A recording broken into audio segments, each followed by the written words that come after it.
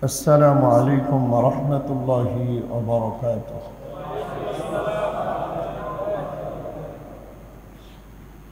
الحمد لله الذي هدانا لخير الأديان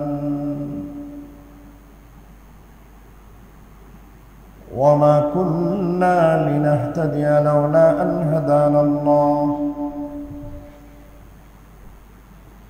وأكمل لنا ديننا وأتم علينا نعمته ورضي لنا الإسلام دينا فلا نعبد ولا نستعين إلا إياه والصلاة والسلام على شمس الهداية واليقين المميز بين الطيب والخبيث المهين وعلى آله وأصحابه أجمعين. أما بعد فأعوذ بالله من الشيطان الرجيم.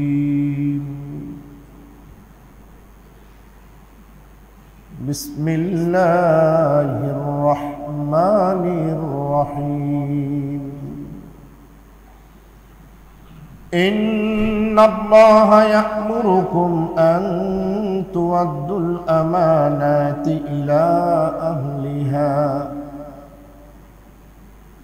وإذا حكمتم بين الناس أن تحكموا بالعدل إن الله نعم ما يعظكم به إن الله كان سميعا بصيرا.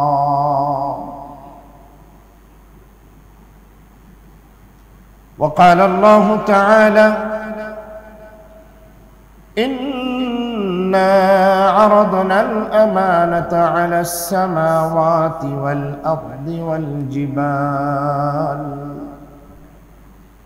فأبين أن يحملنها وأشفقن منها وحملها الإنسان إنه كان ظلوما جهولا. صدقت يا رب العالمين. وبالسند المتصل منا إلى الشيخ الإمام الهمام الحافظ الحجة أمير المؤمنين في الحديث أبي عبد الله محمد بن إسماعيل البخاري اللهم انفعنا بعلومه وعلومهم آمين أنه قال حدثنا يحيى بن قزعة قال حدثنا مالك عن ابن شهاب عن أنس بن مالك رضي الله تعالى عنه وعنهم أن النبي صلى الله عليه وسلم دخل مكة يوم الفتح وعلى رأسه المغفر فلما نزعه جاء رجل فقال ابن خطل متعلق بأستار الكعبة فقال اقتله. قال مالك ولم يكن النبي صلى الله عليه وسلم فيما نرى والله أعلم يومئذ محرما أو كما قال عليه الصلاة والسلام. صدق رسولك النبي الأمي الكريم ونحن على ذلك لمن الشاهدين والشاكرين والذاكرين والحمد لله رب العالمين. وقال الشاعر العلام مولاي صل وسلم دائما أبدا مولاي صل وسلم دائما أبدا على حبيبك خير الخلق كلهم على نبيك خير الخلق كلهم সকল জবান খুলে মোহাব্বত একটু দরুদ শরীফ পড়ো আল্লাহুম্মা সাল্লি আলা محمد وعلى آل محمد كما صليت على إبراهيم وعلى آل إبراهيم إنك حميد مجيد اللهم بارك على محمد وعلى آل محمد كما باركت على إبراهيم وعلى آل إبراهيم إنك حميد مجيد عزيز محترم ومكرم অধ্যকার জমায় আগত সম্মানিত মুসল্লিয়ান একরাম, আল্লাহ তাআলার বিশেষ ফজল করম যে মহান আল্লাহ তাআলা আমাদের সকলকে শারীরিকভাবে সুস্থ রাখে। হিজরি সন 1444 হিজরি সনের দ্বিতীয় মাস সফর মাস, এই মাসের প্রথম জুমার নামাজকে সামনে রেখে আল্লাহ তাআলার ঘর মসজিদে আপনাকে এবং আমাকে শারীরিকভাবে সুস্থ রেখে আল্লাহ তাআলা আসার মতো সুযোগ দান করলেন। সে মহিয়ান গরিয়ান আল্লাহ তাআলার ঈশান দরবারে কৃতজ্ঞতা আদায়ের লক্ষ্যে আল্লাহ তাআলার দেওয়া কণ্ঠে তার শেখানো ভাষায় মন থেকে দিল থেকে জবান খুলে খুশি মনে সকলে একবার পড়েনি আলহামদুলিল্লাহ।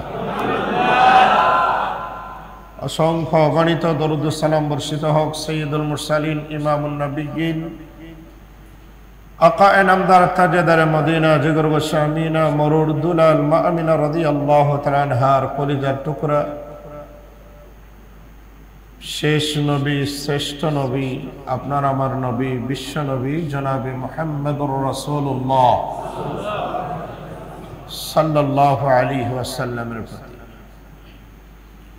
মুহতারাম উপস্থিতি, আমি আপনাদের খিদমতে কোরআনুল কারীম দুটি সূরার দুটো আয়াতে কারিমা তেলাওয়াত করেছি। প্রথম সূরাটি সূরাতুন নিসা, এই সূরার 58 নম্বর আয়াত। দ্বিতীয় সূরা সূরাতুল আহজাব, এই সূরার 72 নম্বর আয়াতে কারিমা আপনাদের খিদমতে তেলাওয়াত করা হলো। রাসূল আরবী বিশ্বনবী জনাবে মুহাম্মদুর রাসূলুল্লাহ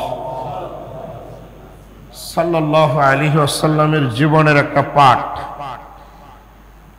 মক্কা বিজয়ের দিনের ঘটনা, সেই সংক্রান্ত ছোট্ট একটা হাদিস বুখারী শরীফ দ্বিতীয় খণ্ড হাদিস নাম্বার 4120 একটা হাদিস আপনাদের খিদমতে পেশ করেছি।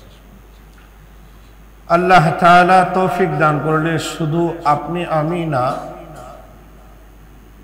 আমাদের পুরা বাংলাদেশ না, সারা বিশ্বের যত মানুষ আমরা এই মুহূর্তে বসবাস করছি, আল্লাহ তাআলা সকলের ইসলাহ, সকল মানুষের আত্মসংশোধনের নিমিত্তে যে দুটো আয়াতে কারিমা তেলাওয়াত করেছে এবং হাদিসটা পাঠ করেছে, আল্লাহ তাআলা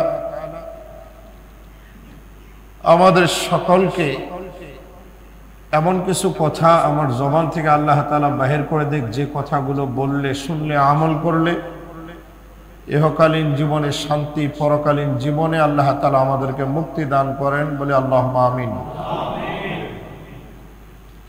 আপনারা জানেন আমরা মুসলমান হিসাবে আমাদের ধর্মের একটা নাম আছে। কি নাম?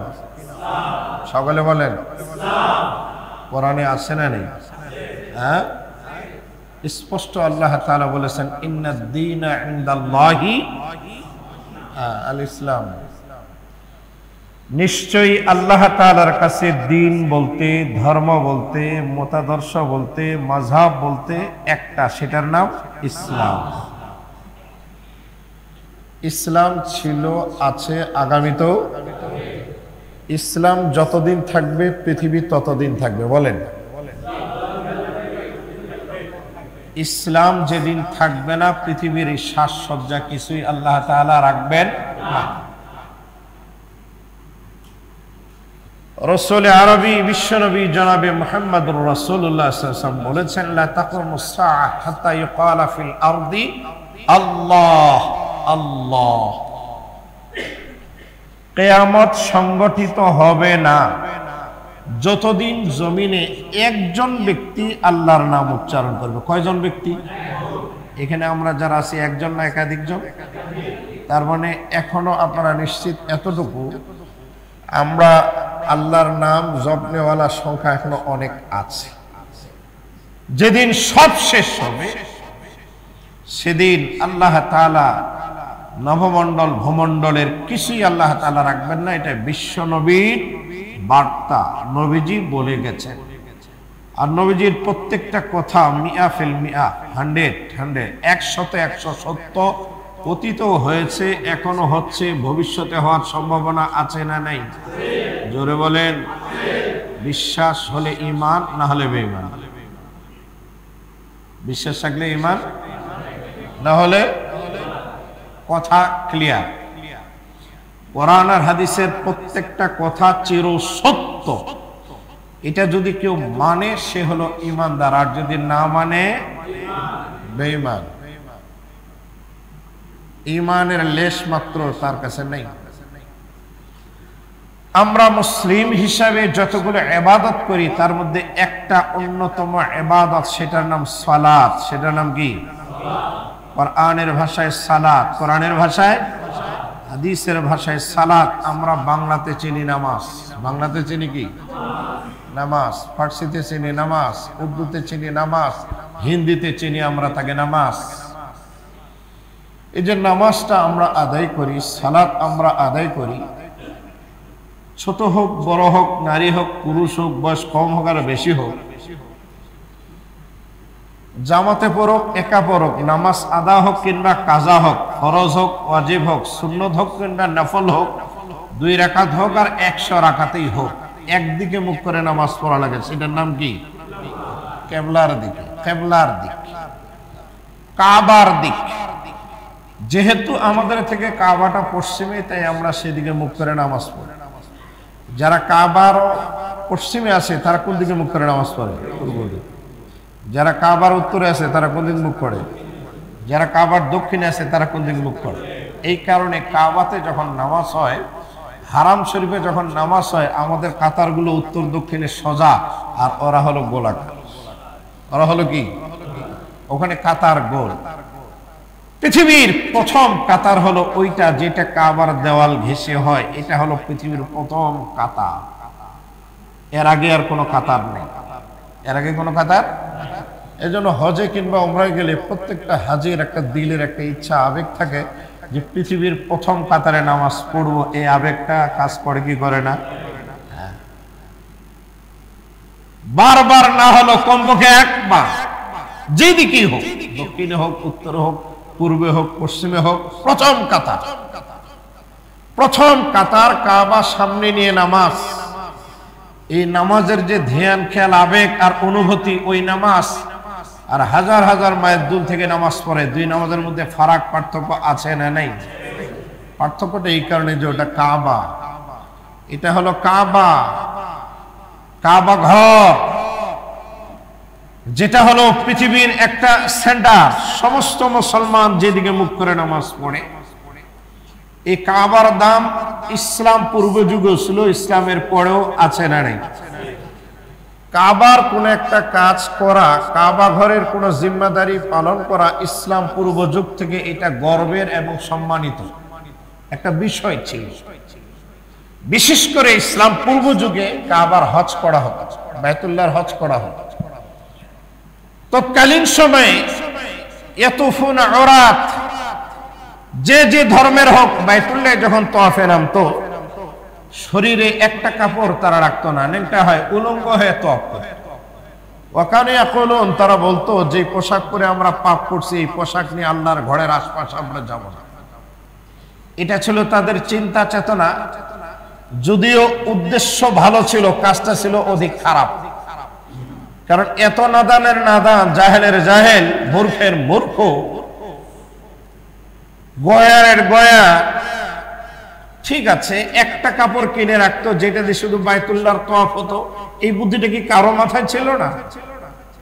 যেটা দিয়ে শুধু আমরা তওয়াফ করব, এটা দিয়ে শুধু আমরা ইহরাম পরে কাবার চতুর্পাশে তওয়াফ করব, যে কাজটা এখন আমরা করি। পাঞ্জাবি দিয়ে করতে পারি না, ইহরামের নতুন সেট লাগায় বাইতুল্লাহর তওয়াফ পড়া লাগে কি লাগে না? হ্যাঁ, কিন্তু এটা তারা করতো না, কারণ ওটা করলে ওদের আরেকটা উদ্দেশ্য লুকানো আছে, এই উদ্দেশ্যটা হাসিল হতো না, যার কারণে তারা ন্যাংটা হয়ে একসাথে নারী পুরুষ সম্মিলিত ভাবে পশুর মতো তারা তো। ইসলাম আসার পরে বলল, খবরদার, এই বেহাপনা বেল্লাপনা কাবার চত্বরে হারাম শরীফের ভিতরে হতে দেওয়া যাবে না, বন্ধ করে দিয়ে। এখন বেহাপনা বেল্লাপনা করার কোনো সুযোগ নেই।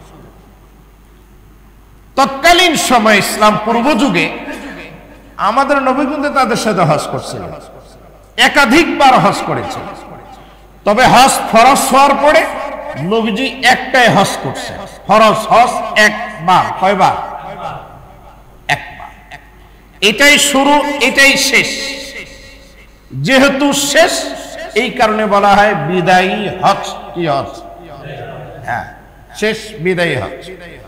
বিদায়ী হজের আরেকটা নাম হলো, কারণ হলো, যেহেতু নবীজি ওই হজে যখন বয়ান দেন, সাহাবায়ে কেরামকে সম্বোধন করে বলছেন আল ওয়াদা, আল ওয়াদা, বিদায়, বিদায়, লিআন্নী লা আলকাকুম বাদা ইয়াউম বাদাল ইয়াউম। সাহাবায়ে কেরামকে কথা বলেছিলেন, হয়তো এই বছরের শেষ, আগামী বছর তোমাদের সাথে আমার সাক্ষাৎ নাও হতে পারে। এই কথাটা বারবার উচ্চারণ করার কারণেই এই হজটাকে বলা হয় বিদায়ী হজ। কি হজ? এই বিদায়ী হজ ছাড়া আরো অনেক নাম আছে। বুখারী শরীফ 2য় খণ্ড বাবু হিজ্জাতুল বাদা, এটার বিদায়ী হজ আমরা বলি। এর আরেকটা নাম হলো হজ্জাতুত তামাম, আরেকটা নাম হলো হজ্জাতুল কামাল, আরেকটা নাম হলো হজ্জাতুল বালাগ। একাধিক নাম এই হজের আছে। ইসলাম পূর্ব যুগে বাইতুল্লাহ যারা হজ করতে আসতো, হাজিরা যেন কোনো ধরনের কষ্টের সম্মুখীন না হন, এর জন্য সকল কাজ সুন্দর সিস্টেম ওয়াইজ যেন হয়, এর জিম্মাদারি দেওয়া হয়।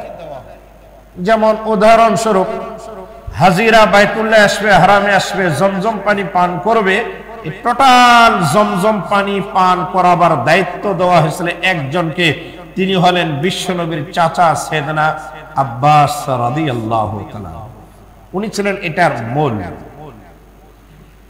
যার কারণে ওনাকে, ওনার উপাধি হলো সাকায়া, জমজম পানি তিনি পান করান। খাজা আবু তালেবের একটা দায়িত্ব ছিল, উতবা সাহেবের একটা দায়িত্ব ছিল, আবু লাহাবেরও এরকম একটা দায়িত্ব ছিল, আবু সুফিয়ানেরও দায়িত্ব ছিল, আবু জাহেলেরও ভিন্ন একটা দায়িত্ব ছিল। সেরকমের একটা দায়িত্ব ছিল কাবা ঘরের চাবি রক্ষণবেক্ষণ, দেখভাল করার দায়িত্ব একজন সাহাবীর ছিল, তার নাম হলো ওসমান বিন তালহা। নাম কি? নাম কি? ওসমান বিন তালহা। আমি যে আয়াতে কারিমা পড়েছি সূরা নিসার 58 নম্বর আয়াত, এটা হলো, এই ঘটনাটা হলো ওই আয়াতের প্রেক্ষাপট, শানে নুজুল। ওসমান বিন তালহা, কাবা ঘরের চাবি তার হাতে। তৎকালীন সময়ে সোমবার এবং বৃহস্পতিবার 2 দিন কাবার ঘরের চাবি খুলে দেওয়া হতো, গেট খুলে দেওয়া হতো। সর্বসাধারণ যাদের মনে চাইতো কাবার ঘরে ঢুকে কাবার ভিতরে গিয়ে মন পুড়ে ইবাদত বندگی করত, যে যেভাবে পারত করত, করার পরে কাবার থেকে বাইরে হতো। এটা ছিল তাদের সিস্টেম, নিয়ম, সোমবার এবং বৃহস্পতিবার। ঠিক সেই নিয়মে, সেই প্রক্রিয়ায় বিশ্বনবী মুহাম্মদুর রাসূলুল্লাহ সাল্লাল্লাহু আলাইহি ওয়াসাল্লাম ওসমানকে ডাক দিয়ে বললেন, ওসমান, কাবার চাবিটা একটু দাও, কাবার ভিতরে যাব। নবীজি চাওয়ার পরে ওসমানের চেহারাটা কেমন যেন মলিন, ভোরও একটু কুঞ্চিত হলো। মানে দিতে চাচ্ছে না, দিতে নারাজ। নবী আলাইহিস সালাতু ওয়াস সালাম জোর জুলুম না, অনুরোধের সুরে থেকে বলছেন, ওসমান দেখো, সকলেই যেহেতু কাবার ভিতরে ঢোকার অনুমতি আছে, আমি তো এই কাবা, এই মক্কার একজন নাগরিক, আমারও তো এর ভিতরে ঢোকার অধিকার আছে না নেই? ওসমান বললেন আছে। তো তাহলে তোমার দিতে গরিমসি, সমস্যাটা কি? সমস্যা এক জায়গায়, তুমি হলো ইসলাম, তুমি হলো কি ইসলামের লেবেল লোগো লাগানো আছে, এটাই হলো সমস্যা। তারপরেও অনুরোধ করলেন নবীজি, ঠিক আছে, ব্যক্তি হিসাবে, নাগরিক হিসাবে এক একজনের রুচি, এক একজনের আদর্শ মতাদর্শ ভিন্ন হতে পারে, তো ঠিক সেরকম আমারও একটা কিন্তু অধিকার তো আছে কাবার ভিতরে যাওয়া। রাসূলুল্লাহ সাল্লাল্লাহু আলাইহি ওয়াসাল্লামের কথার বাচন ভঙ্গিতে ওসমান বিন তালহা প্রপোকাত দিতে বাধ্য, না চাইলেও দিতে বাধ্য।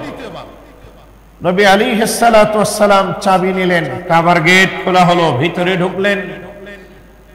নির্ধারিত সময়, নির্দিষ্ট সময়ে নবীজির কর্ম শেষ করে বাইরে হলেন, চাবিটা ওসমানের হাতে দিলেন। দেওয়ার পরে শুধু এতটুকু বললেন, হ্যাঁ ওসমান শোনো, আজ চাবি দিতে তুমি গরিমসি করো, কিন্তু এমন একদিন আসবে এই কাবার চাবি কিন্তু আমি মুহাম্মদুর রাসূলুল্লাহর হাতে থাকবে। সেদিন কিন্তু এই চাবি তুমি চাইলেও আর পাবে না, তোমাকে দেওয়া হবে না, তোমাকে কিন্তু দেওয়া হবে না। ওসমান বিন তালহা মনে মনে ভাবছে, এই যে মানুষটা আমাকে যে বক্তব্যটা শুনিয়ে গেল, তার প্রত্যেকটা কথা অক্ষরে অক্ষরে বাস্তবায়ন হয়, অলরেডি তার ভিতরে রব সৃষ্টি হয়েছে। কারণ নবীজি বলেন, উতিতু, আমাকে দেওয়া হয়েছে বিখামসিন, 5টা স্পেশাল নেয়ামত, যা পূর্বের কোন নবীকে আল্লাহ তাআলা দান করেননি। সুবহানাল্লাহ। এই 5টার মধ্যে একটা হলো রব। নবীজি যখন কারো সামনে দাঁড়াতেন, অটোমেটিক ইসলাম বিদ্বেষী হলে তার ভিতরে কম্পন সৃষ্টি হতো, তার হার্ট পাঞ্চ করতে শুরু করত। কোন বক্তব্য যখন দিতেন, এমন কোন বীর পুরুষ, শক্তিশালী সাহসী ব্যক্তি নবীর সামনে উঠে প্রতিবাদ করবে, এরকম হাতে গোনা 2-1 জনের ছিল। মিনহুম আবুল আহাব, তার মধ্যে তার চাচা একটা আবুল আহাব, আবুল আহাব। তাছাড়া সকলে সাইলেন্ট, খামোশ হয়ে যায়। তার ভিতরে কম্পন সৃষ্টি হয়েছে, যে মানুষটা যা বলে সত্য বলে, কবে জানি এই চাবি তার হাতে যায়, আর যদি ফেরত না পায়, বাস ওর অলরেডি কম্পন শুরু হয়ে গেছে। মাস গেল, বছর গেল, বিশ্বনবী হিজরত করে মক্কা থেকে মদিনায় চলে গেলেন। মদিনায় যাওয়ার পরে বেশ 7 বছর পূর্ণ হলো। 8ম হিজরিতে মক্কা বিজয়ের দিনে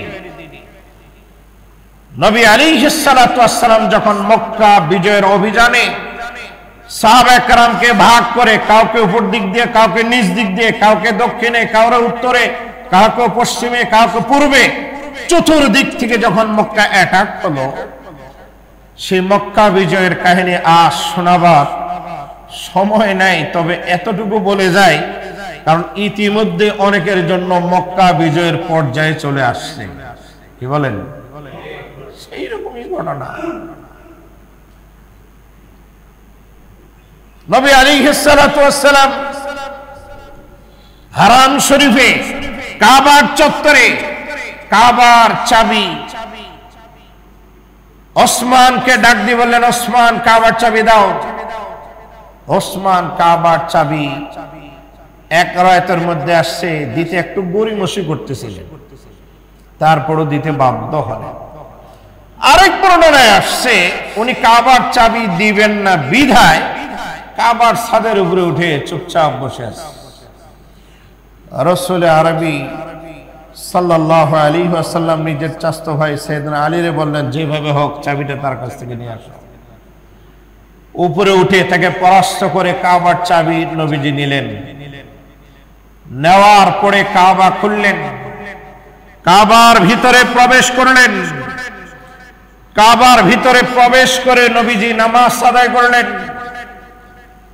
কাবার ভিতরে নামাজের পূর্বে পুরা কাবাটাকে আগে পরিষ্কার করলেন, কারণ কাবার ভিতরে যে পরিমাণ মূর্তি ছিল, ভাস্কর্য ছিল, এগুলো রাখে ইবাদত করার কোনো সুযোগ। নবী আলাইহিস সালাতু ওয়াস সালাম কাবার ভিতরে যখন প্রবেশ করেন, বুখারী শরীফ দ্বিতীয় খণ্ড হাদিস নাম্বার 4122, হাদিসের রাবী আব্দুল্লাহ বিন আব্বাস তিনি বলেন, আন্না রাসূলুল্লাহ সাল্লাল্লাহু আলাইহি ওয়াসাল্লাম কাদিমা মক্কা, নবীজি যখন মক্কায় গেলেন, আবা আইয়াদখুলাল বাইত, সেই বছর নবী আলাইহিস সালাতু ওয়াস সালামকে নিষেধ করা হয়েছিল বাইতুল্লাহে ঢুকতে।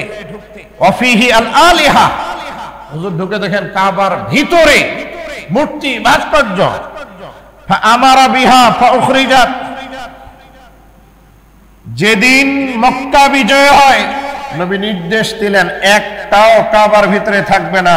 অর্ডার করার সাথে সাথে সাহাবা কেরাম কাবার ভিতর থেকে ভাস্কর্যগুলো বাহির করতেছে, পরিষ্কার করে ফেললেন। ফাআখরাজা সূরাতা ইব্রাহিম ওয়া ইসমাঈল, দেখে এই মূর্তির ভিতরে মুসলিম মিল্লাতের পিতা, নামটা সকলের মুখস্থ আছে না নেই? কি নাম? ইব্রাহিম খলিলুল্লাহ ওয়া ইবনুহু ইসমাঈল জবিহুল্লাহ, এবং তার সন্তান ইসমাঈল জবিহুল্লাহ, উভয়ের দুইটা মূর্তি কাবা ঘরের ভিতরে। ফি আইদিহিমা মিনাল আজলাম, এই নাফরমান গাদ্দারগুলো ছবি বানায় রাখছে, আবার বাপ বেটার হাতে কতগুলো তীর, যেগুলা ভাগ্য নির্ধারণী কাজে তারা ব্যবহার করত। কোনটার মধ্যে লেখা আছে ইফাল, কোনটার মধ্যে লা তাফাল, কোনটার মধ্যে 1, কোনটার মধ্যে 2, কোনটার মধ্যে 3, কোনটার মধ্যে 0, এই ধরনের তীরগুলো হাতে। ফাকালান নবী সাল্লাল্লাহু আলাইহি সাল্লাম কাতালাহুমুল্লাহ, নবীজি বললেন যারা এই কাজ করছে আল্লাহ তাআলা ওদের উপরে লানত বর্ষণ করুন। লাকাদ আলিমু মা ইস্তাকসামা বিহা কাত, তারাও জানে ইব্রাহিম আর ইসমাঈল কখনো লটারি কাজ করেনি, অথচ লটারির গুটিগুলো বাবা আর ছেলের হাতের মধ্যে দিয়ে রাখছে। জোরে বলেন নাউযুবিল্লাহ।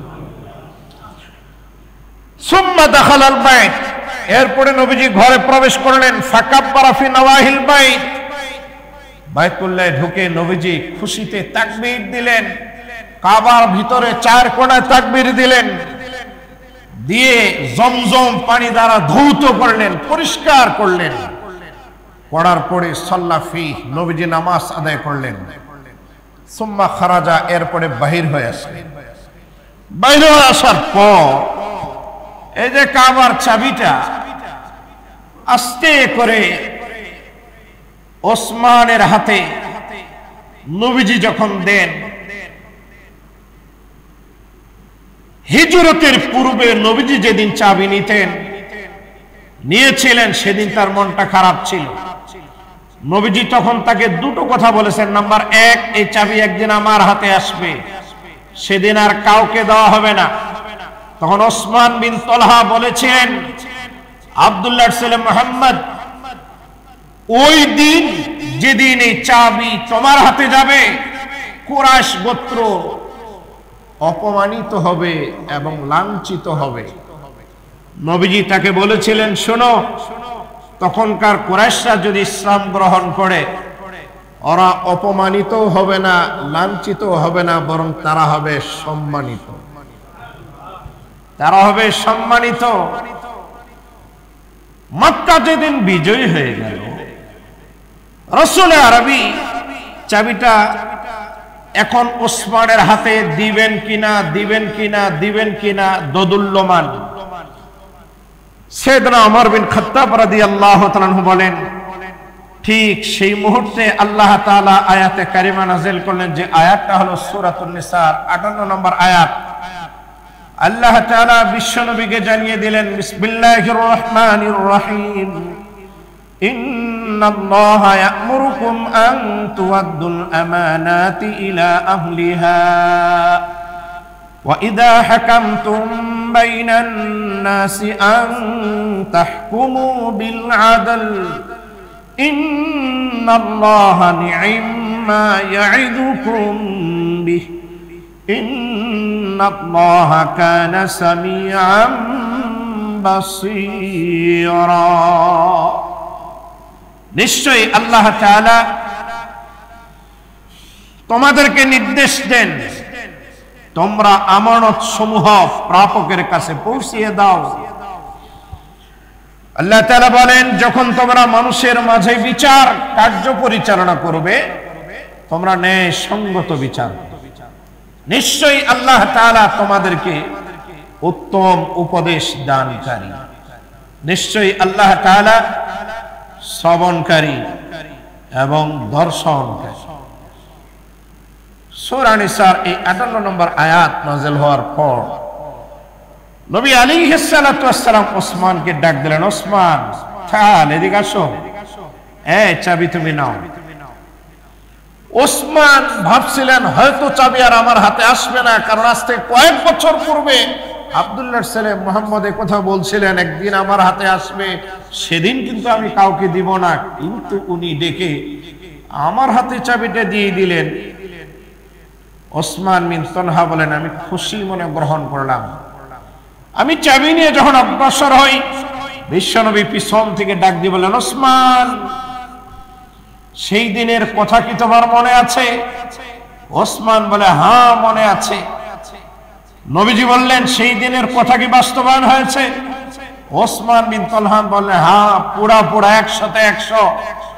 ওসমান বিন তালহা বললেন এখন আর ধার তেরামি করে কোনো লাভ নাই, এতদিনে কালমা না পড়লো, এখন কালমা না পড়ে থাকার সুযোগ মক্কার জমিনে নাই।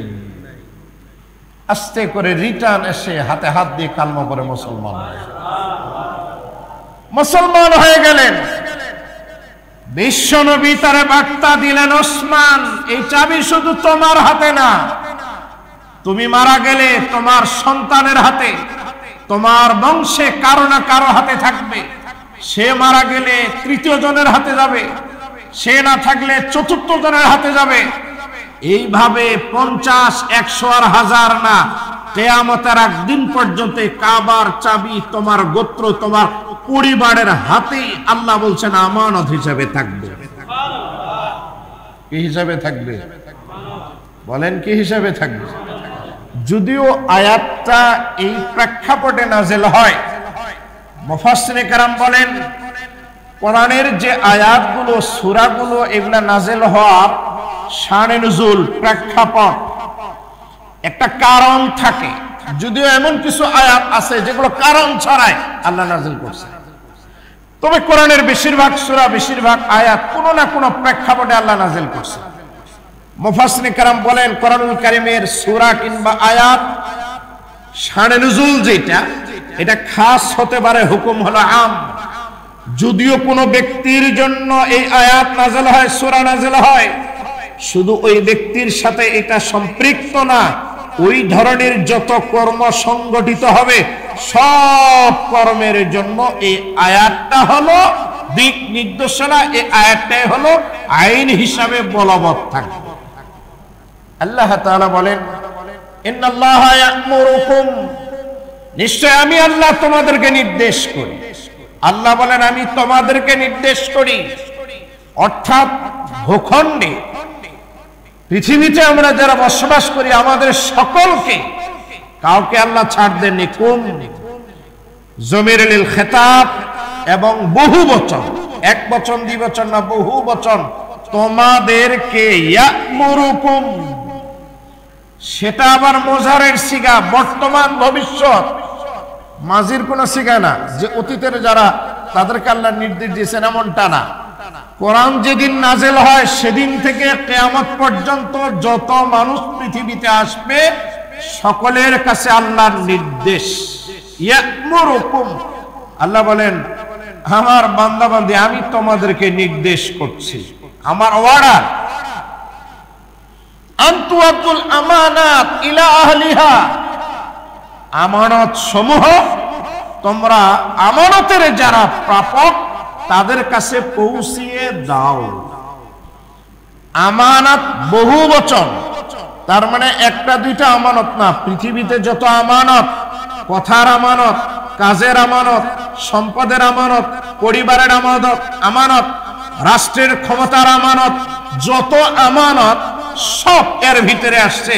আল্লাহ বলেন আনতুয়াদ্দুল আমানাত, আমানত সমূহ আদায় করো ইলা আহলিহা, আমানতের যারা হকদার তাদের কাছে।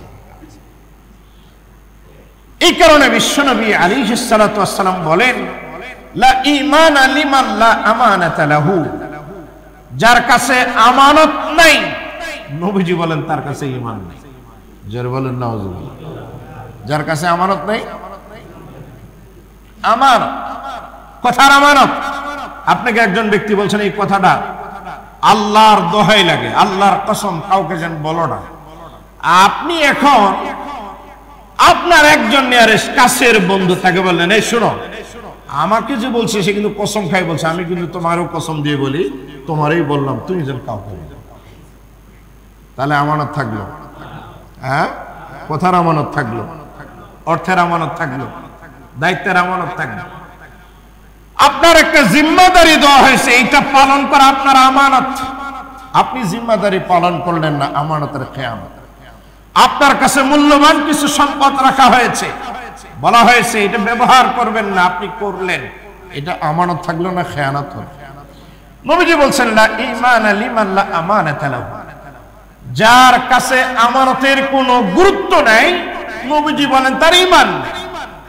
ওয়ালা দীনা লিমান লা আহদা লাহু, আর ওয়াদা অঙ্গীকার করে যে ভঙ্গ করে, নবীজি বলেন তার দ্বীনদারি নেই। ওয়াদা করার পরে যদি ওয়াদা ভঙ্গ করে, নামাজ পড়লো দ্বীনদারি নেই, রোজা রাখলো দ্বীনদারি নেই, হজ যাকাত করলো দ্বীনদারি নেই, ও যত ইবাদত বندگی করুক, নবীজি বলেন ওর ভিতরে দ্বীনদারি নাই। এগুলা কি? এগুলা হলো সামাজিকতা, করতেছে তাই, আসলে এগুলা দ্বীনদারির কোনো বৈশিষ্ট্যই না। এজন্য আমানত, আল্লাহ তাআলা বলেন আমানত, আমানতের যারা হকদার তার কাছে পৌঁছিয়ে দাও। আমানতের খেয়ানত যখন মানুষ করবে, প্রথম পরিচয় হলো সে মুনাফিক। قال رسول الله صلى الله عليه وسلم آية المنافق ثلاث, মুনাফিকের নিদর্শন হলো তিনটি, মুনাফিক চিনার উপায় হলো তিনটি। ইদা হাদ্দাসা কাযাবা, যে মানুষ কথা বললে মিথ্যা কথা বলে, বুঝবেন এটা মুনাফিক। নামাজ পড়লো মুনাফিক, রোজা রাখলো মুনাফিক, হজ যাকাত করলো মুনাফিক, তাসবিহ টিপলো মুনাফিক, আল্লাহ ওয়ালার ভেষ ধরলো সে মুনাফিক। নবীজির কথা, কথা বললেই মিথ্যা কথা। ওয়া ইদা ওয়াদা আখলাফা, আর কোন ওয়াদা করলে ভঙ্গ করে। ওয়াদাটা চাই দুনিয়াবি হোক কিংবা উখরাবি হোক, ব্যক্তি পর্যায়ের হোক, কোন সংগঠনের সাথে হোক, পরিবারের সাথে হোক, কিংবা দেশ বা আন্তর্জাতিক কোন ওয়াদা হোক, ওয়াদা যখন ভঙ্গ করে মুমিন থাকে না, এর নাম কি? এর নাম কি? 3 নাম্বার, ওয়া ইযা উতুমিনা খান, আর আমানত রাখলে খেয়ানত করে। আমানত রাখলে খেয়ানত করে, নবীজি বলছেন এটাও মুনাফিক। এই 3টা বৈশিষ্ট্যের একটা হলো আমানতের খেয়ানত করা। আজকে আমাদের আমানতদারির হালত কি? আমাদের আমানতদারির হালত কি? আপনার কাছে আল্লাহর দেওয়া প্রত্যেকটা অঙ্গ আমানত। আপনার আমার কাছে পরিবারের ছেলে মেয়ে বিবি বাচ্চা আমানত। আপনার আমার কাছে পুরা প্রতিষ্ঠান, পুরা ব্যবসায়িক ইন্ডাস্ট্রি যারা আছে সবগুলো আপনার আমার কাছে আমানত। আপনি রাষ্ট্রের ছোট থেকে বড় যে কোনো মসনদে আপনি বসা, রাষ্ট্রীয় সম্পদ আপনার কাছে আমানত। এই আমানতের খেয়ানত যদি কোনো ব্যক্তি করে, আমানতের যারা হকদার তাদের কাছে যদি পৌঁছিয়ে না দেয়, মৃত্যুর পরে শাস্তি নয়, মরার আগেই শাস্তি ভোগ করতে হবে। এর উদাহরণ একটা দুইটা না, আমাদের এই বাংলাদেশ স্বাধীন হওয়ার পর থেকে অনেক উদাহরণ আপনাদের কাছে আছে যারা আমানতের খেয়ানত করছে, আল্লাহ তাআলা ঘাড় ধাক্কা দিয়ে একবার না বারবার তাকে আমানতের চেয়ার থেকে আল্লাহ তাআলা নামাই দিয়েছে, শুধু আমানতের খেয়ানত করে। ইন্নাল্লাহা ইয়া'মুরুকুম আন তু'আদ্দুল আমানাত ইলা আহলিহা। আয়াতের তাফসীরে আজ আপনারা বাসায় গিয়ে তাফসীরের সব কিতাব যদি আপনাদের কাছে নাও থাকে, কমপক্ষে মারিফুল কোরআন এই তাফসীরের ছোট্ট একটা কিতাব, এটাও আপনারা একটু দেখতে পারবেন। সেখানে স্পষ্ট করে দেওয়া আছে রাষ্ট্রীয় পদমর্যাদা সমূহ আল্লাহর আমানত, আল্লাহর দেওয়া আমানত। এজন্য জনগণের সাথে অতীতে যতজন খেয়ানত করেছে, জনগণের সাথে যতজন গাদ্দারি করেছে, বড় কোনো ঘটনা লাগে না, ছোট্ট ঘটনা দিয়ে আল্লাহ তাআলা উপকার করেন। ছোট্ট একটা ইস্যু দিয়ে আল্লাহ তাআলা তাকে নাস্তানাবুদ করেছেন। এখান থেকে আমাদেরকে শিক্ষা নিতে হবে। আজ বাংলাদেশের অবস্থা কি ভয়াবহ অবস্থা। আমি একজন ইমাম হিসাবে সব দলের মুসল্লি আমার পিছনে নামাজ পড়ে। আওয়ামী লীগ বলেন, বিএনপি বলেন, জামাত বলেন, হেফাজত বলেন, চরমনাই বলেন, হক্কানি পীর বলেন, সব মতাদর্শের মুসল্লি ইমামের পিছনে থাকে। আজকে আমার এই বক্তব্য শুধু আপনাদেরকে উদ্দেশ্য করে না, সারা পৃথিবীর সকল মানুষকে উদ্দেশ্য করে। রাষ্ট্রের যে মর্যাদা, যে চেয়ারে আপনি বসবেন, এটা হলো জনগণের আমানত। এই আমানতের খেয়ানত যদি কেউ করে, কবর, হাসর, মিজান, পুলসিরাত, এটা পরের হিসাব। আল্লাহ তাআলা দুনিয়াকেই তাকে লাঞ্ছিত করেন কি করেন না? কুলিল্লাহুম্মা মালিকাল মুলক তু'তিল মুলকা মান তাশা ওয়া তানজি'ুল মুলকা মিম্মান তাশা ওয়া তু'ইজ্জু মান তাশা ওয়া তুযিল্লু মান তাশা বিয়াদিকাল খায়র ইন্নাকা আলা কুল্লি শাইইন কাদির। আল্লাহ বলেন, হে রাসূল আপনি বলে দিন, আল্লাহুম্মা মালিকাল মুলক, এই পুরা রাজত্বের একচ্ছত্র মালিক কে? জোরে বলেন। এটা কোরআনের কথা না আমার কথা? আল্লাহ তার নবীকে বলছেন, আপনি বলে দিন আল্লাহুম্মা মালিকাল মুলক। এ মুলক মানে রাষ্ট্র, রাজত্ব। এ শুধু বাংলাদেশ না, এই ইন্ডিয়ার ভারত না, আফগানিস্তান, পাকিস্তান না, পুরা পৃথিবীতে 218টা স্বাধীন দেশ সহ আর যত দেশ আছে, নবমণ্ডলে, ভূমণ্ডলে যত রাজ্য আছে, যত জগৎ আছে, সমস্ত জগতের একচ্ছত্র মালিক একজন, তিনি কে? আল্লাহুম্মা মালিকাল মুলক। কুল আল্লাহুম্মা মালিকাল মুলক। আল্লাহ বলেন, নবী আপনি বলে দিন, পুরা রাজত্বের একচ্ছত্র মালিক একজন, তিনি আল্লাহ। এই কারণে সূরাতুল ফাতিহার প্রথম আয়াত আলহামদুলিল্লাহি রাব্বিল আলামিন, বহুবচন। আলম মানে জগৎ, এর বহুবচন আলামিন। কত জগৎ আছে জানেন? তাফসীরের কিতাবগুলো খুঁজলে পাবেন। আবু সাঈদ খুদরি রাদিয়াল্লাহু তাআলা থেকে রওয়ায়াত আসছে, প্রায় ৮০,০০০ জগৎ। এই ৮০,০০০ জগতের মধ্যে হতে একটা জগৎ হলো এই আলম, এই দুনিয়াটা একটা জগৎ। এরকম ৮০,০০০ জগৎ আল্লাহ তাআলা সৃষ্টি করেছেন। এই সমস্ত জগতের একজন মালিক, তিনি হলেন আল্লাহ। বলেন, এই রাজত্ব আমি যাকে চাই দেই, আর মনোপুত যদি না হয় তার থেকে আমি ক্লোজ করে নিই। কখনো ভাববেও না কিভাবে যাবে, কখনো ভাবেও নাই কিভাবে যাবে, শুধু একটা কথার কারণে চলে গেছে। আজ পুরা বাংলাদেশ আমরা জানি, এখান থেকে শিক্ষা নিতে হবে। 16 থেকে 17 বছর দেশ চালিয়েছেন, তাদের শিক্ষা নিতে হবে। অহংকারী, অত্যাচারী হলে আল্লাহ ছাড় দেন, তবে ছেড়ে। আজ যারা সুযোগ পেয়ে জনগণের সম্পদের উপর হস্তক্ষেপ করতেছেন।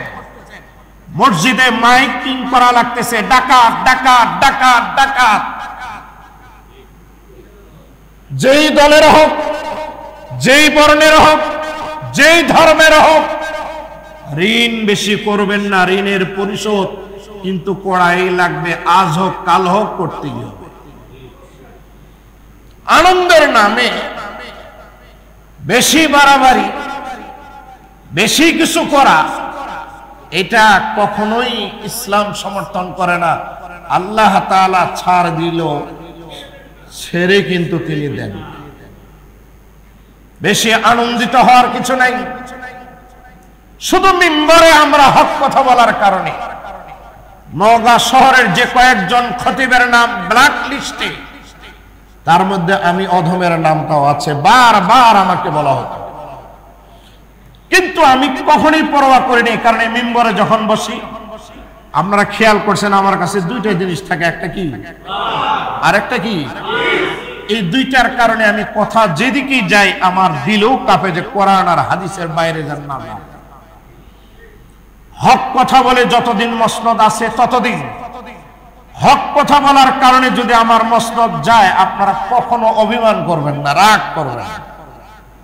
হক কথা বলার কারণে যদি আমার এই মসনদ যায়, ইজ্জতের মালিক কে? আজকে অন্তর্বর্তী সরকার 17 জন যে বাচ্চাগুলো কঠোর আন্দোলন করে চাকরি চেয়েছিল, ফেসবুকে ভরে ফেলছে, এখন আমরা ক্ষমতার মসনদে বসতেছি। তার মানেটা কি বুঝলেন? আল্লাহ চাইলে সবকিছু পারে কি পারে না? সবকিছু পারে, সবকিছু পারে। বিজয় উল্লাস, আনন্দ উৎসবের নামে লুটপাট, খুন খারাপি, নিরীহ মানুষের উপর অন্যায় অত্যাচার যারা করবেন, আমি হই আর যেই হন, পীর হোক আর মুরিদ হোক, খতিব হোক আর মুসল্লি হোক, আলেম হোক আর জাহেল হোক, স্পষ্ট বলে দিতে চাই, এর বিচার এই জমিনে আল্লাহ তাআলা করেই ছাড়বেন। সুতরাং আল্লাহ রসুলকে হাজির নাজির জানে। খবরদার নিরপরাধ মানুষের বাসা বাড়ি দোকানপাট হয়রানি যেন না হয়, লুটতরাজ যেন না হয়। কারণ এটা ঋণ, এ ঋণের পরিশোধ পাওনাদারকে দিতেই হবে, আজ হোক কাল হোক। আল্লাহ বলেন অতিলকাল আইয়াম নুদাবিলুহা বাইনান নাস, এই দিন আমি পরিবর্তন করি, কখনো দিন কখনো রাত, বছর যায়, এইভাবে আল্লাহ তাআলা পরিবর্তন করেন। আমানতের জিম্মাদারি একজনকে বসান, আমানতের খেয়ানত করলে ঘাট ধাক্কা দিয়ে নামায় দিয়ে দেন। আমাদের একটা বাংলাদেশ, আজকে ছোট্ট ছোট্ট বাচ্চাগুলো তারা দেখিয়ে দিল সংস্কার করতে হবে, পরিষ্কার করা লাগবে। তার মানে কি? দুর্নীতি রাখা, যে চেয়ারে যেই বসে, চেয়ারের খুঁটি চিকন হলে এটা মোটা হয়ে যায়, টাকার পাহাড় হয়ে যায়। যখনই যে গেছে একই অবস্থা। এটা কি? জনগণ কষ্টে থাকে, আর আমানতের চেয়ারে মসনদে বসে জনগণের আমানতের খেয়ানত করা হয়। আল্লাহ দেখে দেয়, যে দেখ, এখান থেকে শিক্ষা নাও, এখান থেকে শিক্ষা নিতে হবে। তবে হ্যাঁ, একটা কথা বলি, আজ ফেসবুকে দেখবেন, মোবাইলে দেখবেন, খতিবরা ওয়াজ করবে মক্কা বিজয়ের ঘটনা, নবীজি বাইতুল্লাহ থেকে বাইরে হলেন, এরপর ওসমানকে চাবি দিলেন। ওসমান তো খুশি মনে যাচ্ছেন, কালমা পরে মুসলমান হলেন। পুরো হারাম শরীফ, বাইতুল্লাহ চতুর্দিকে একজন দুইজন, হাজার হাজার লক্ষ জনতা সব হাজির। সকলের চিন্তা একটাই, এই মুহাম্মদ সাল্লাল্লাহু আলাইহি সাল্লামকে তো আমরা কম জানাইনি, তার সঙ্গী তার দলের উপরে তো আমরা কম টর্চারিং করিনি। হাফসা আবিসিনিয়া হিজরত করছে, মদিনা হিজরত করছে, অনেককে অস্ত্র দিয়ে নির্মম ভাবে শহীদ করে দেওয়া হয়েছে। সকলের দিলগুলো কাঁপতেছিল যে আজ কি যেন হয়, আজ কি যেন হয়, আজ কি যেন হয়। নবীজি কাবা গেটের সামনে উঁচু স্থানে দাঁড়িয়ে সমস্ত জনতাকে বললেন, ও মক্কাবাসীরা, নবুয়ত প্রাপ্তির পরে তোমরা আমার সাথে কি আচরণ করছো আমি যতটুকু না জানি তোমরা তো সকলেই সাক্ষী আছো। বলো আজ তোমাদের সাথে আমার আচরণটা কি হতে পারে? আজ তোমাদের সাথে আমার আচরণটা কি হতে পারে? তো যারা অপরাধ করছে ওদের পিল্লি তো এমনি চলবে, যারা অপরাধ করে নাই তারা আরজু করলেন আনতা আখুনা ফিল ইসলাম, আপনি তো আমাদেরই গোত্র ভাই, আপনার মিশন হলো ইসলাম, আপনি হলেন কারিম, আপনি হলেন ভদ্র, আপনার স্বভাব চরিত্র হলো অনেক ভালো। কারণ নবীজি বলেছেন আকমালুল মুমিনিনা ঈমানান আহসানুহুম খুলুকা, ঈমানের দিক দিয়ে সর্বাধিক প্রিয় আমার আল্লাহর কাছে ওই ব্যক্তি যার চরিত্র হলো ভালো, আখলাক হলো ভালো। তো সকলে বললেন আপনি তো আখলাকি নবী, ওয়া ইন্নাকা লাআলা খুলুকিন আযীম, আপনি হলেন মহান চরিত্রের অধিকারী। কি ঘোষণা আসবে, তিন পতন, কোন শব্দ নেই, হারাম চুরি। নবীজি প্রথম ঘোষণা দিয়েছেন লা তাসরিবা আলাইকুমুল ইয়াউম, তোমরা আমার সাথে যা করছো আমি সবটা নিঃশর্ত তোমাদেরকে ক্ষমা করে দেব। সুবহানাল্লাহ পড়লেন, তাই না? সুবহানাল্লাহ পড়লেন। পিলখানার বিটিআর হত্যা, 13 সালের আলেম হাফেজ নিরীহ জনতার উপরে হত্যা, আর 21 সালের ভাস্কর্যের বিরুদ্ধে আন্দোলন করতে গিয়ে আলেম ওলামার জেল জুরমানা, মক্কা বিজয়ের ঘটনা শুনে সুবহানাল্লাহ বললেন, তাই না? নবীজি বললেন আমি ক্ষমা ঘোষণা করলাম।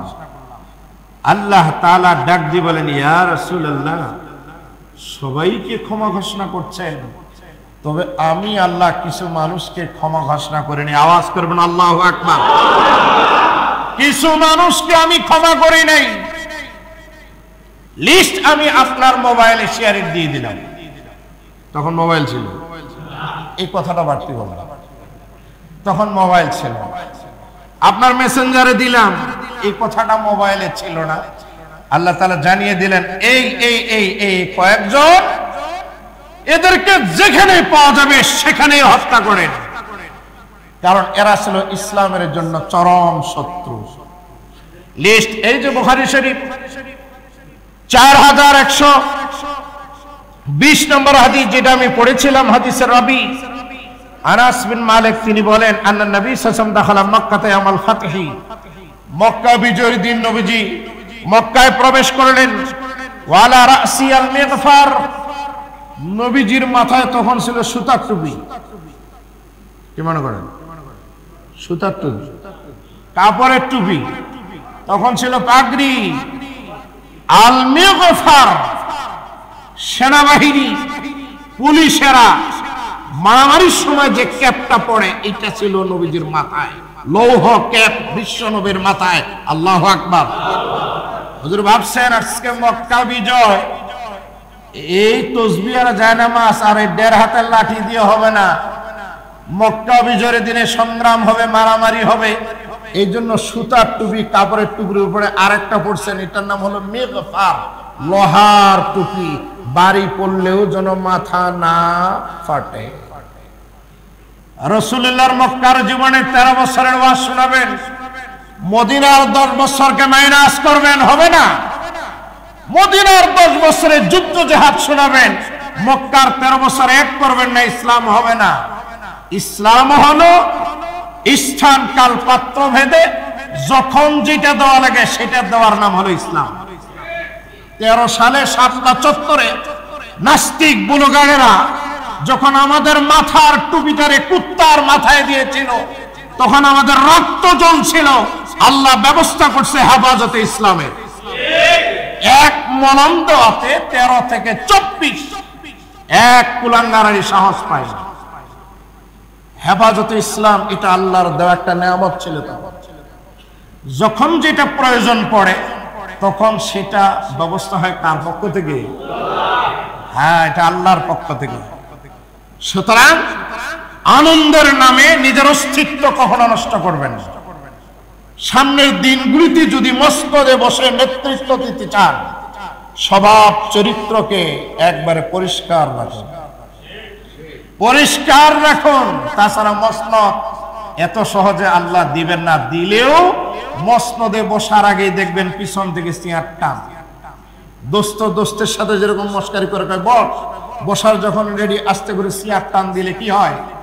পিছনে সিট পাড়ানো হয়। ইতিহাস শিক্ষা দিয়ে যায়, ইতিহাস শিক্ষা দিয়ে যায়। আল্লাহ বলেন, নবীজি আপনি সাধারণ ক্ষমা ঘোষণা করলেন, কিন্তু সাধারণ ক্ষমা ঘোষণা হবে না। 13 থেকে 14 যেখানে পাওয়া যাবে সেখানেই তাদেরকে মাফ। বুখারী শরীফ 2য় খণ্ড হাদিস নাম্বার 4120। ফালাম্মা নাযাহু, নবীজি মক্কা বিজয় মারামারি লাগবে না, যেটুকু হওয়ার হয়ে গেছে, আস্তে করে হেলমেটটা খুললেন। যে এখন হেলমেট খুলে সুতার টুপি আর চাপানো টুপি পরে এখন নামাজ আদায় করতে হবে। যা রাজুলুন, জনৈক একজন সাহাবী আসলেন। ফাকালা ইবনু খাতাল মুতাআল্লিকুন বিআস্তারিল কাবা, একজন মেসেজ দিলেন, হুজুর আব্দুল্লাহ বিন খাতাল ওটা কাবার চাদর ধরে আল্লাহর কাছে পানা চেয়েছে, আশ্রয় চেয়েছে, ওরে আমরা কি করব? ফাকালা উকতুলহু, হুজুর নির্দেশ দিলেন কাবার চাদর না, হজরে আসওয়াদ চুম্বন না, ওকে টানে তোমরা 2 টুকরা। নবীজি নির্দেশ দিলেন এর ছাড় হবে না, কারণ যে জানান চালাইছে ওর ছাড় হবে। যে অপরাধ করছে জনতার আদালতে তার বিচার হবে। নবীজি বললেন ওরে মারো, উকতুলহু ফাকুতিলা, অতঃপর তারে হত্যা করা হলো কাবা এবং জমজম কূপের মিডিলে ধরে বাস শেষ। এর অপরাধটা কি ছিল, কি পরিমাণের দাগী ছিলেন?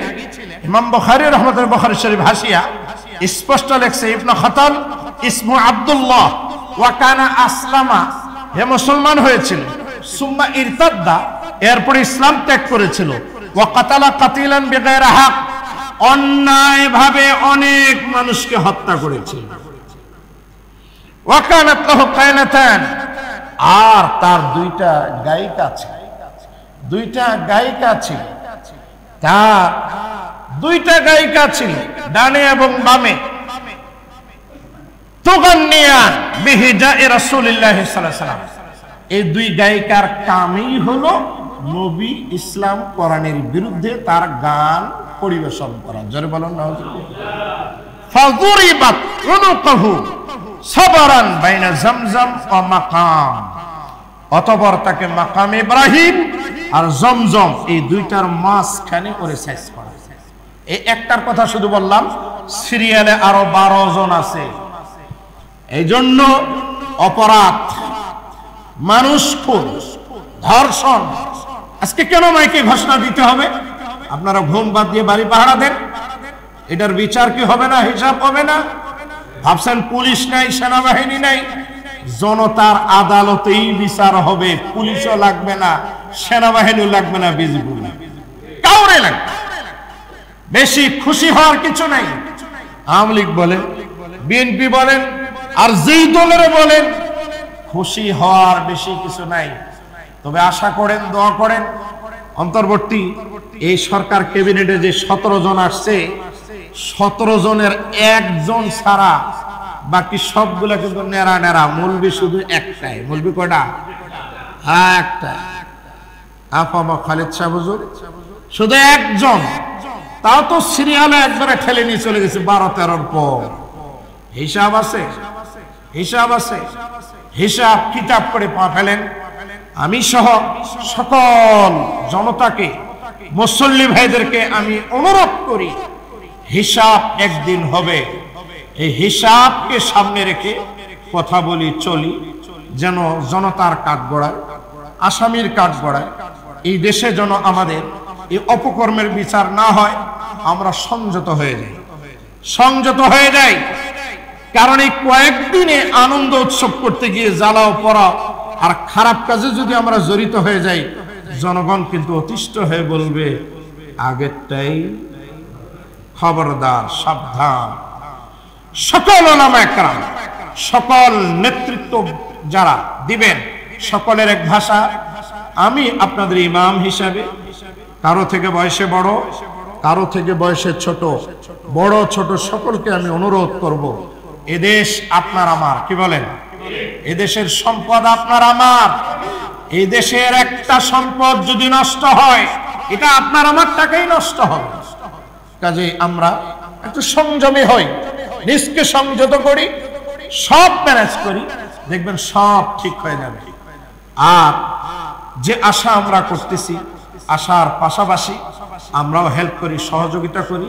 ছাত্র জনতা যেভাবে নেমে এই বাচ্চাগুলো এখন দায়িত্ব পালন করতেছে, আগামীর ভবিষ্যৎ যেহেতু গড়ার চিন্তা ভাবনা তারা করছে, তবে এতটুকু বার্তা আগাম দিয়ে যায়, ছোট ছোট বাচ্চা দিয়ে কখনোই কিছু হবে না যদি মুরব্বীরা না থাকে, বয়স্ক যদি না থাকে, ব্যালেন্স হবে না। এই চিন্তা ভাবনা করি যেহেতু সুন্দর করে সাজানো হয়েছে। আজ জুমার নামাজ পড়ে মন খুলে যা হয়ে গেছে। বিলাখের আমাদের পরিচয় একটা, আওয়ামী লীগ বলেন আর বিএনপি বলেন, কোপাকপি, মারামারি, দলাদলি, গুতাগুতি যাই করেন, আমরা প্রতিবেশী, এক সমাজে আমাদের থাকতে হয়। জুমা জামাতে হাজিরা হওয়া লাগে, অমুকের জানাজায় দেখেন সকলে গেছে, তার লাশ আমাকেই ধরতে হবে। আজ আমি তার বিরুদ্ধে গেলাম, আমি মারা গেলে তো সে আমার জানাজায় আসবে, আমি তার জানাজায় যাব, দিন হলেই তার সাথে আমার পেশ হওয়া লাগবে। এই কথাগুলো একটু ভাবি, সুস্থ মস্তিষ্কে ভেবে আমরা যেন আমাদের ভবিষ্যৎটাকে সুন্দর করতে পারি, আখলাকি করতে পারি, এবং ইসলামের যে তাকাজা সেই মোতাবেক গড়ে যেন আমরা আল্লাহর কাছে ধরা দিতে পারি। আল্লাহ তাআলা আমাদের সকলকে তৌফিক দান, সকলকে আল্লাহ তাআলা আমাদেরকে তৌফিক দান। থামেন, এটা আন্দোলন আমরা করছিলাম, এটা আমরা অনেক সময় আন্দোলন করে ব্যর্থ হয়েছি।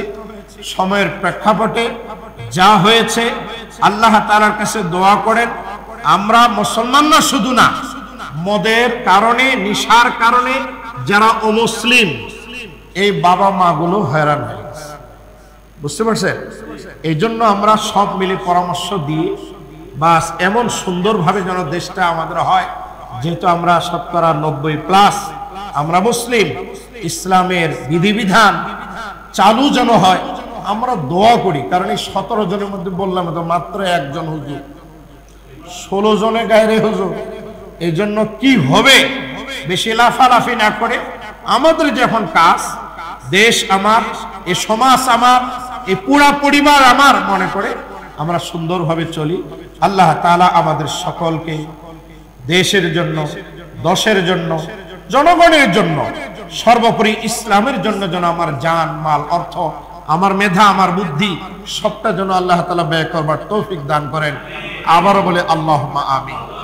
আমরা পরস্পর ভাই ভাই, নবীজি বলেন কুনু ইবাদাল্লাহ ইখওয়ানা, ও আল্লাহর বান্দাগুলো ভাই ভাইয়ের মতো থাকে। বাস আমরা ভাই ভাই হিসাবে একই সমাজে থাকতে পারি। আল্লাহ তাআলা আমাদের সকলকে বুঝার, আমল করবার তৌফিক সকলকে দান করুন। সকলের মনে মনে যে একটা খুশির ভাব, খুশির ভাবের পাশাপাশি দেশ জাতির উন্নয়নে যে কাজ করলে মঙ্গল হবে সেই কাজগুলো কর্মসূচি দিয়ে আমরা হাতে নিই। আল্লাহ তাআলা আমাদেরকে সেই শক্তি দান করুন। আমরা যারা সুন্নাহ নামাজ পড়েন সকলে সুন্নাহ নামাজ